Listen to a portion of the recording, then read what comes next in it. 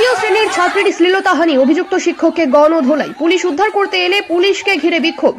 পূর্ব মেদিনীপুর জেলার ভগবানপুর থানার বিভীষণপুর গ্রাম পঞ্চায়েতের রায়বার প্রাথমিক বিদ্যালয়ের ভিতরেই তৃতীয় শ্রেণীর ছাত্রীর শ্লীলতাহানি করে স্কুল শিক্ষক। এমন অভিযোগে গ্রামবাসীরা স্কুলের সামনে বিক্ষোভ দেখাতে শুরু করে।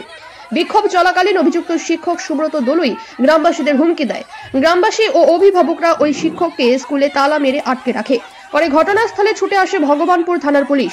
ভগবানপুর থানার পুলিশ ওই শিক্ষককে আটক করে নিয়ে যাওয়ার সময় উত্তেজিত গ্রামবাসীরা ওই অভিযুক্ত শিক্ষককে জুতো, লাঠি, কিল, ঘুষি, গণধোলাই দেয় পুলিশের সামনে।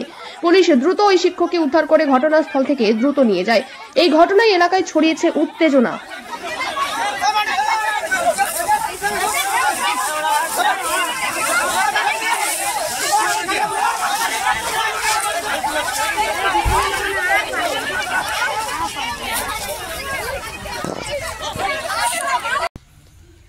স্যার, এই দেখুন, এটা হলো রায়বার প্রাথমিক বিশ্ববিদ্যালয়ের একজন শিক্ষক সুব্রত।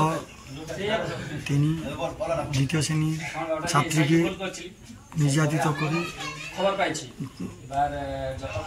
করেছেন। তার জন্য গ্রামবাসীদের জন্য হরতাল হয়ে বসে আছে। ভিডিওটা একটু দেখুন।